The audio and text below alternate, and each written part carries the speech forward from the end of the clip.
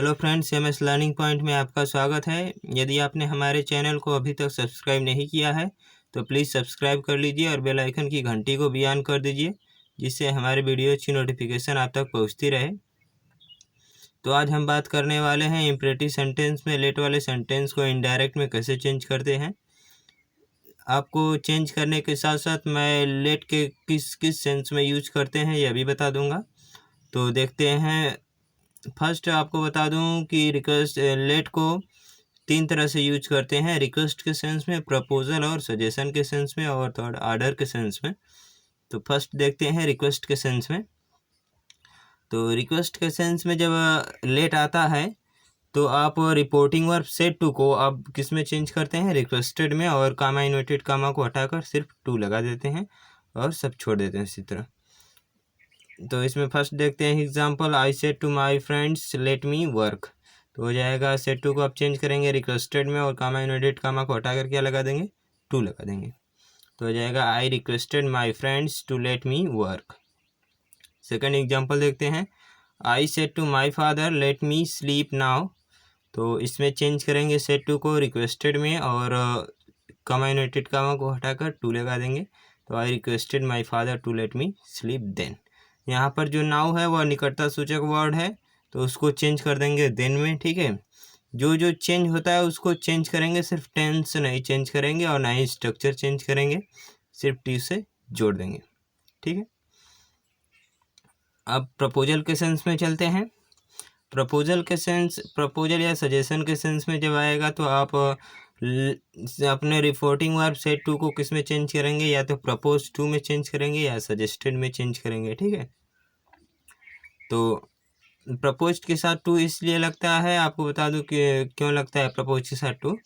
Propose के साथ to इसलिए लगता है कि यह इंट्रांजिटिव वर्ब है और इसके साथ आपको ऑब्जेक्ट नहीं आता है, तो आपको टू लगाकर इनडायरेक्ट ऑब्जेक्ट बनाते हैं इसका, तो इसलिए प्रपोज के साथ टू लगता है।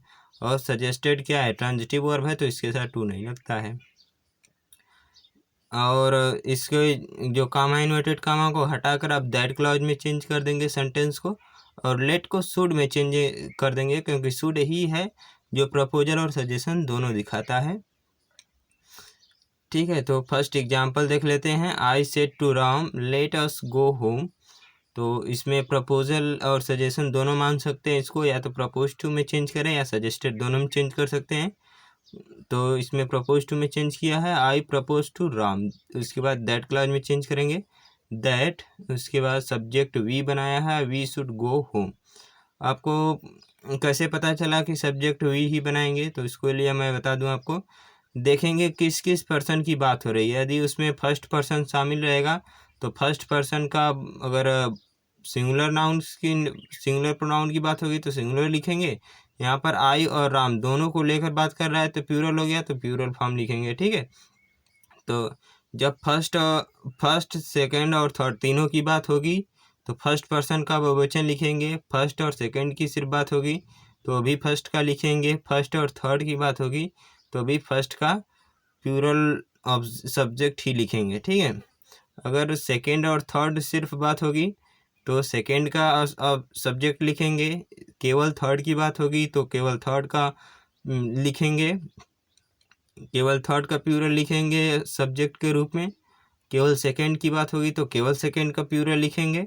केवल फर्स्ट की बात होगी तो केवल फर्स्ट का सब्जेक्ट लिखेंगे प्लूरल वाला। ठीक है, तो देख लेते हैं एग्जांपल, क्लियर हो जाएगा। सेकंड देखते हैं, he said to me let us go for a walk. तो इसको सजेस्टेड में चेंज किया है यहाँ पर दोनों बताने के लिए कि प्रपोज्ड के साथ टू लगता है। तो यार इंट्रांजिटिव वर्ब है इसलिए टू लगाया, अगर टू नहीं लगता तो राम इसका ऑब्जेक्ट हो जाता है, जो कि गलत हो जाता है। ठीक है, इसमें सजेशन क्या है, सजेस्ट अपना ट्रांजिटिव वर्ब है इसलिए इसका ऑब्जेक्ट आता है, तो इसके साथ टू नहीं लगता है। तो he suggested me that we should go for a walk.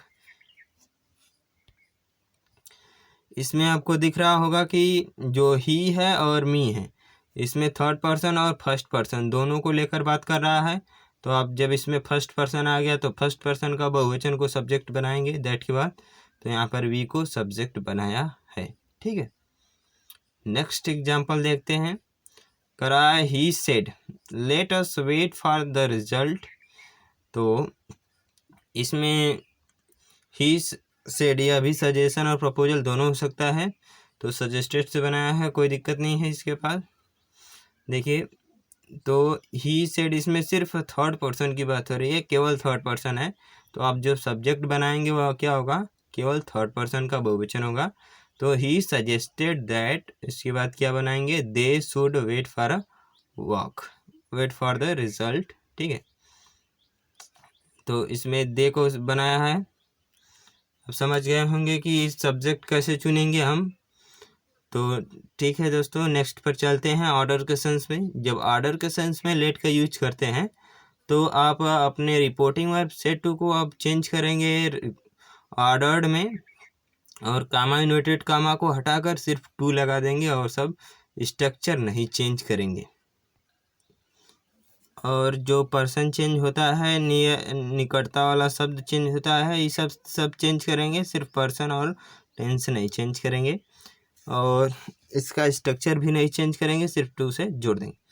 तो देखते हैं first example, the principal said to the teacher let the bus go home.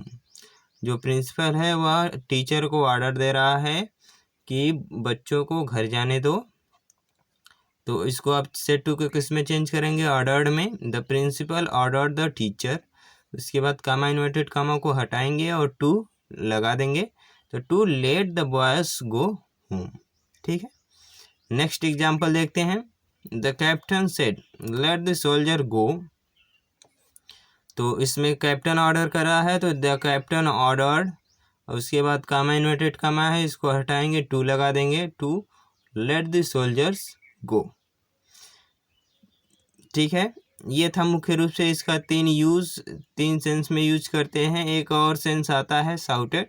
इसका यह जो शाउटेड होता है यह भी ऑर्डर के सेंस का ही एक पार्ट होता है। तो इसके रिपोर्टिंग वर्ब शाउटेड ही आती है, यदि सेट टू आती है तो भी अगर शाउटेड होगा तो उसको शाउटेड में ही चेंज कर लेंगे।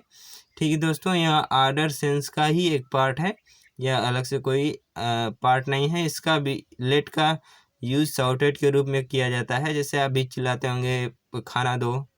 ठीक है, अब अगर छोटे हैं, अगर किसी बड़े से चिल्ला कर मांग रहे हैं तो वहाँ पर शाउटेड होगा।